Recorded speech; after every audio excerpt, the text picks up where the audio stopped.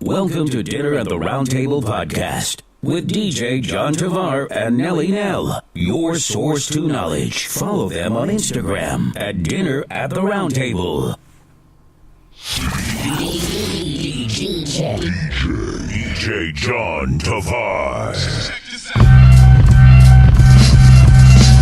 What you can do, the unbelievable. You rule a world, every girl wanna be with you. First I get the money, then I get the power.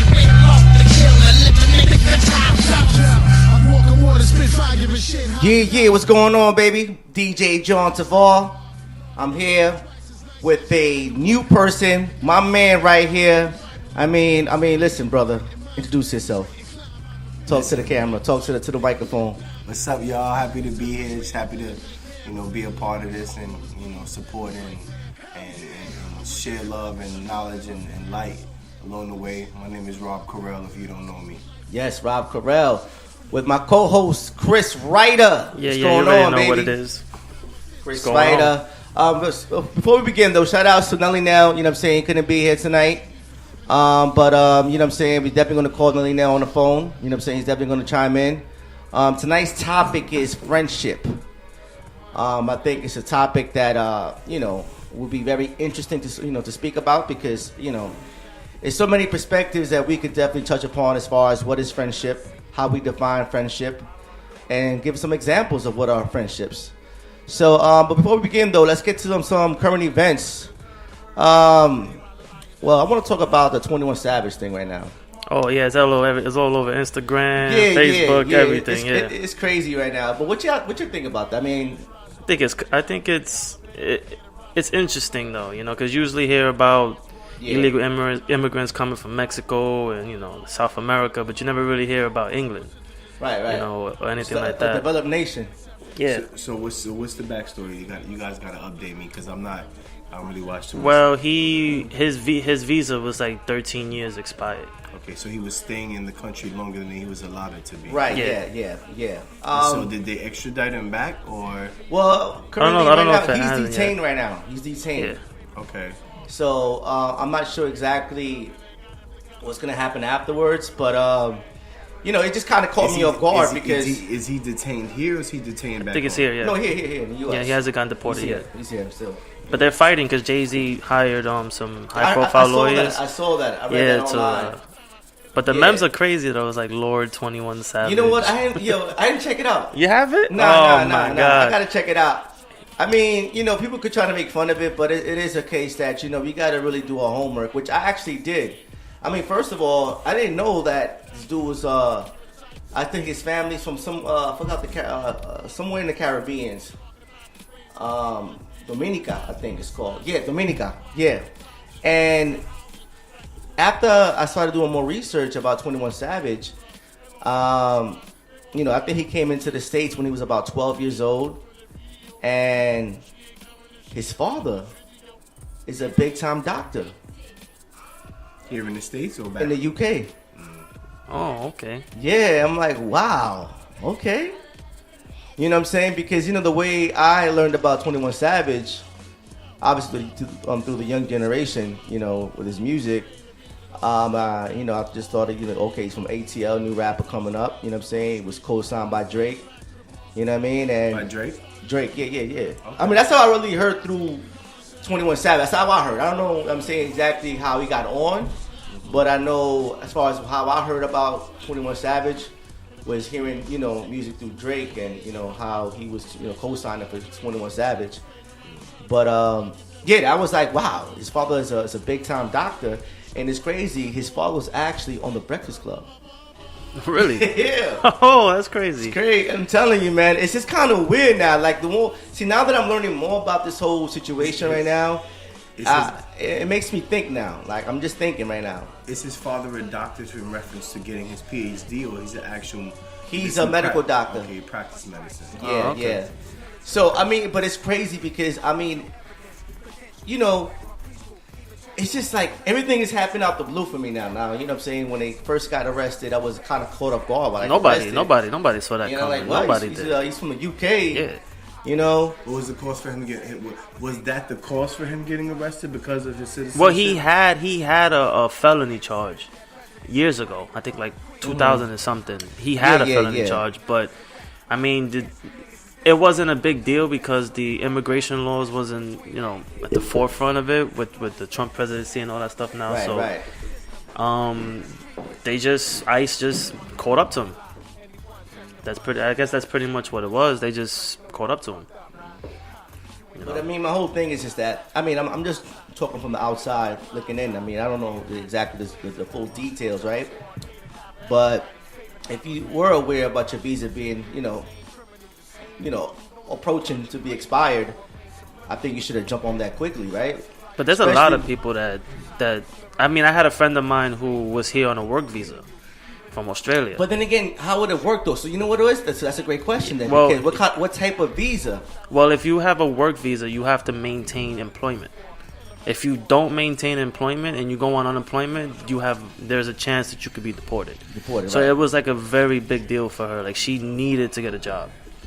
So how would it work with 21 Savage, assuming that he did have a work visa? If he had a work visa, as long as has income coming in, then he's fine. Well, technically, he's a rapper, so therefore, isn't he self-employed? Yeah, yes. I would say that. So Yeah. what would be the call to question now? If I mean, it's tricky still. Like, I mean, again, I'm not gonna speak about it too much because I haven't done really my full research. Although I did some, which I learned again that his father is a big time doctor in the UK, which I didn't know, which kind of blew me off with that. As well, at the same time when it blew me off that he was arrested, that he was basically, he was from the UK. So it's just kind of crazy though, man. But I mean, we'll see what happens though, right? We'll see what's what's gonna be the outcome. With ICE though, it's just ICE is it's still relatively new. It started like in 2003, I think. Yeah. After 9/11. I mean, it's crazy because I had a friend of mine who I was pretty cool with. I just found out the other day he got deported back to Mexico. Wow. And one of the coolest dudes ever. And it kind of broke my heart that he got deported. It's just crazy though how we still live in this ideal where we're separated by borders, and how you're considered to be illegal when you step into a different territory. But I mean, if you go on vacation somewhere, you're on the temporary visa. Yeah. It's kind of like. But it just again though, like I mean, I think one day as humans we're gonna realize what the hell we was doing. Like how the hell we just separated ourselves through these imaginary lines that we can't be in a certain location for a certain amount of time because we were not born there. So therefore, we have a expiration date. It just to me doesn't make any sense to me to begin with. Well, but you want to start talking into New World Order? Yeah. Well, that'll be a different episode, though. We got conspiracy theories. Listen, we got the government conspiracy episode coming very soon. Because my guy over here is talking about government, no borders. Listen, But the thing is, that's New World Order. That's how the world started, right? NWO. There was no such thing as no borders. It was nothing like that. I mean, you had your nations, but it wasn't like before nations. I'm talking about beginning of mankind. Like I'm talking about since the beginning. Yeah, you had kingdoms, you had all that. It was all these are ideologies. But let's go on to the next current event. Gucci. Oh, are you Gucci? Oh no, hell no. That's You're not Gucci. I mean, it's not being conscious of and sensitive to the history behind anything. It's like I read somewhere that they were either very stupid or ignorant, or they knew what was gonna happen, but they just didn't care. It's like, what? Let's just throw it out there, Gucci. Let's just throw it out there. See, what'll happen. I mean, this sweater was like $850. Okay, so since those are the two possible scenarios, right? When you think about this is obviously a Fortune 500 company, right? Meaning that they have some type of common sense, right? Meaning that they have the ability to make rational and logical decisions, correct? Yeah. So when of those two outcomes that you just posed, what are the two possibly likely outcomes that you decided? Either they really, or they chose to. Yeah. But that's the nature of it. Is that they chose to do that because the saying is the more sins you commit, the more books you sell. So if even all publicity is good publicity, even if it's bad publicity, Now, the likelihood of me putting something out here knowing that it'll offend the people is going to get them riled up. It's going to get people talking. It's going to get people conversing, right? And even regardless of the nature of the conversation, what they will be talking about is Gucci. Yeah. And because that's what they'll be talking about, the likelihood of that name brand staying with them, even if it's 10 years down the line, they'll forget what I did. But they won't forget the name brand. And Gucci's not the only one that was guilty. Prada had, the same thing. Balenciaga had the same thing. They had like these slave these slave slippers, where it was literally called slave shoes. Yeah, but what I think was happening is, especially with the presidency that we have in place, right? I think people are conformists. There's a good majority of people who are conformists, right? So there are people that will say, I can't believe racism still exists, right? Because they're operating from a standpoint where I'm going to do whatever the societal norm is. And then when you have someone who's in presidency now, who's pushing a different normality, who's allowing people to speak freely and openly in a different way, then those that are seeing that that's the consistency will go with that, even if they don't agree with that. But they'll go with that because socially it's become acceptable, and socially, when something's socially acceptable, it becomes profitable. Absolutely. So it's like, as Gucci, I can throw this out there and know that it will offend people, but because of my financial backing and because of my brand, it doesn't matter if I have a smudge on my shirt as I continue on this journey in fashion. Absolutely. But I'm going to do what is allowed to be profitable. Absolutely. And anything thereafter that doesn't deem to be socially acceptable, I will denounce any connection or any relation to it. And they can always use fashion as a, you're pushing the envelope all the time. So you have a much easier, backlash than actually saying, well, this guy was this and that. You could just say, well, it's fashion, I'm just trying to push the envelope. Well, right. It's used as a scapegoat. Yes, that's a scapegoat, to justify and rationalize, It's just crazy because, first of all, you made a valid point though, Rob. Gucci's not going to go anywhere. No, of course not. It's not going to go anywhere.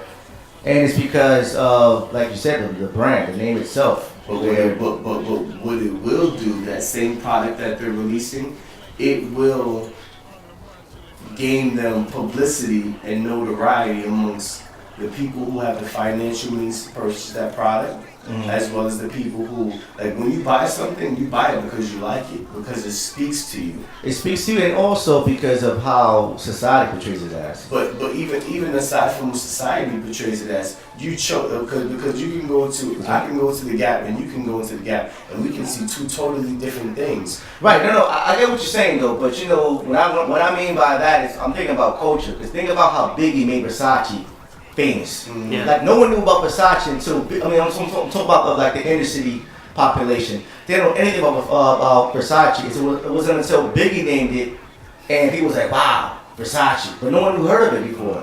You know what I'm saying? Next thing you know, it was the biggest thing. But that's society, especially now, is based on the name. It's like, think about what happened with Payless not too long ago when they opened up a store. Right. Yeah, and they just put Payless as a fancy name. Oh yeah, I actually posted up on my Instagram. $800 for a pair of shoes. I really $40, but people bought it because it was a fancy. Right. They made it seem that it was a luxury brand. See, but that's exactly the point that I'm making. That so it's like saying, all right, cool. I like anybody. It doesn't matter who the brand is. You don't care too much about who the name is. You care about the product that they're producing, and does that product speak to you? Is it indicative of who you are? No. Because when I get dressed in the morning, what I'm putting on is a representation of who I am or who I'm choosing to represent myself as. So when I've never wore Gucci in my whole life, the person will say, "But now Gucci has an item that I think speaks to me, and I'm willing to shell out the financial means for that because that item speaks to me." Doesn't matter who produced the item, but it's because it speaks to who I am. I get what you're saying.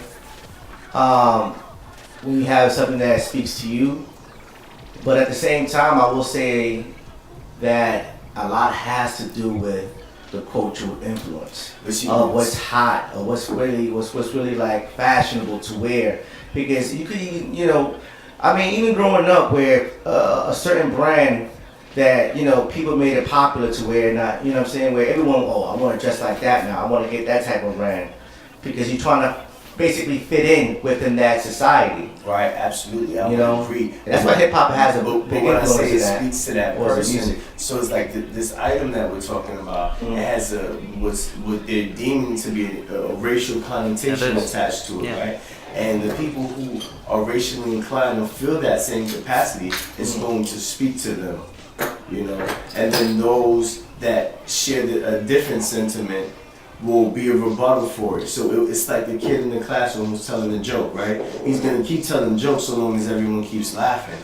So long as we keep being in the uproar and being surprised by the behavior that they exhibit, then the people who want to purchase it, they're gonna purchase more. And you know who's gonna win? The retailers, because they're the middleman within the whole thing.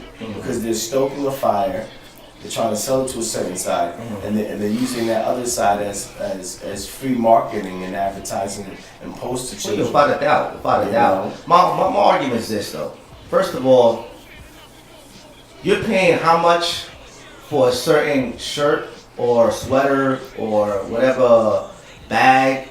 Do you know actually how much it costs to actually have that made, and then you're paying how much for it? Do you know the markup of that? Do you understand the markup of that? Yeah. You know what I'm saying? It's ridiculous how much people would spend on a product knowing how much it actually costs to make it. I mean, but yet because of the name attached to it and the value that society gives it, people run to it. I think Jordan makes more than 100% on every pair of shoes he sells. Like even when you think about when you talk about the young inner city youth and them wearing Versace because Biggie wore it, it's like we could classify a group, but the thing is that regardless of how you slice it, I don't care if you was from Queens or from Brooklyn, it's the same thing because they all identify from the same cultural standpoint. They all operated from this. They feel like they're all from a hood. So it don't matter if you're from the hood down south or if you're from the hood up here, because you operating with that same frame of thinking. So we're all gonna identify with it, regardless of with it, because it's like, oh cool, that's the cool thing, and because that's the image that we have before us. They associate with it the same way as the people who want to buy this item that we're talking about from Gucci. The ones that are racially inclined in that way, those are the ones that it's going to speak to. Not every person who is of the same skin complexion is going to feel that same I think people are just so misled though, because I feel as if to them that's like a sign of success, because they've been so oppressed. For the most part of their lives, where, like to have a certain brand like Gucci or Prada, whatever European brand, because they all European, where people, and I mean when I say people, I'm talking about people, that come from us, our population, they use that as a way to say I'm successful, because now I fit in with the upper class people who actually could really afford that. And spend $1,000 on a bag or a pair of jeans, whatever the case is. But I think minorities, inner city people, do it for the simple fact they're trying to show it as if I'm successful because of the amount of years they've been oppressed, and that's a way for them to show that I'm succeeding in life. You know what I'm saying? And I see it time after time, because I know people very well that, man, they spend every dollar they have in their pocket for a simple brand, a t-shirt or a sweater, just to say I have this type of shirt. You know what I'm saying? Because to them, that's how they feel as if I'm successful, because I'm wearing this type. You know what I'm saying? Because Gucci, all these type of brands were made for people who are very wealthy, who could actually spend that $800, $900 on whatever case or whatever clothing that is. You know what I'm saying? But for us, who's going to spend $800, $900 on that? You know what I'm saying? Like, that's someone's rent. Well, I think when you think about it, right, I think what people are with the market. I think when you look at the contextual layer, you see the top layer, we see that, right? But what we don't see is, and when you go into the designer's aspect, you know, how many times have you heard a designer say, "Oh, my brand wasn't created for a certain class of people," right? Well, Tommy Hilfiger said that. Right, exactly. Very openly. That's one of the few people, right? And Timberland too. And so what that said is that as the designer, first of all, you know when you're creating your product, you know who your demographic is going to be based on the price point that you're selling at, right? And then when you say that, you say if I establish it at this price point and I know that a certain group of people and demographic can't meet that price point, then I know that I'm automatically ruling them out, you know? But because of that perception thing that you talked about, how people want to symbolize it with success. Absolutely. The people that are really unaware, they're unaware that those people that are creating those brands are doing just that. But they're seeing as inclusion. They want to be included in something where you weren't even scheduled to be a part of. Right. You know? Right, absolutely. And therefore, we got to start to see that. But that's my whole thing, though. And not to cut you off, Rob, but I mean, why won't we support our own brands? Like, why we don't support our own brands that we're trying to establish? Like, I mean, I know when I was in high school, when I had my first job, I bought a sweater. I'll stand corrected. It was first Boss, then Pele, and then I bought Karl Kani. Karl Kani, yeah. You know what I'm saying? But like those type of brands, you know what I'm saying, that come from our demographics. Even FUBU, when you look at FUBU, yeah. Fires, $1 billion company. You see him on Shark Tank, right? You know what I'm saying? Like the longevity to see that he was that business savvy for that long. Absolutely. I think we got to get more with supporting each other because, I mean, honestly, when it comes to economics, minorities, and I'm saying, you know, black and Hispanics, we have the control of the economy. We could just make this economy bust at any given moment because we are the biggest consumers out of any ethnic group in this country alone. There's no other ethnic group that consumes more than blacks and Hispanics. Hands down. So just imagine if we were able to really support each other in our own companies, how big and successful we could become. Because honestly, we the trendsetters. Think about hip-hop. Hip-hop is the most influential culture in the world. You know what I'm saying? Well, we have so much influence across every country in the world where we could definitely make such a difference and impact if we just really stick to basically supporting each other opposed to supporting people who doesn't really care too much about our demographics and just really trying to, you know, make a buck out of us. Although, like you just said, Rob, their intent wasn't really to make, you know, clothing for us. But yet, you know what I'm saying, because we draw into that, and most has to do with, you know, do with it because of people's socioeconomic background where it makes them feel like they're successful because I got a $800 shirt on. This just shows me that, I mean, I'm successful. I got this song, and, you know, I'm succeeding in life because of that. You know what I'm saying? So even when I hear that type of thinking, when I hear that person symbolizing success with what they're wearing, it automatically shows me that there's some work that needs to be done. Absolutely. You know, like of course. Because when you look at the wealthiest people in the world, Warren Buffett drives the same car. Mm-hmm. You know? He said McDonald's dollar menu. He drives the same car, you know? Same car. It doesn't have a chauffeur or anything. You know, because it goes to the principle of it's his idea about money. You know, some people, money is the end. Well, I got money, that's it, that's all I need to do. But they don't realize that money is a means to do something. It's a tool for utilization. It's like it's designed to work for you. Right. But when people don't know how it works, we end up working for it. Absolutely, we become a slave to money. There you go. Absolutely. And I mean, in most cases, that's how it is for many people. The majority of people, in actuality. But even with like so much like that, like just so much that I think about as we speak on this conversation, like even with someone who wants to put on the item who doesn't even realize that they weren't even scheduled to be a part of, wants to put on that item to show that they are part of a certain class, which shows that they want to show separation. from themselves and the group that they're originally from. You know, so they want to come back to this same group and say, hey, I have this on, to show separation, you know, and this is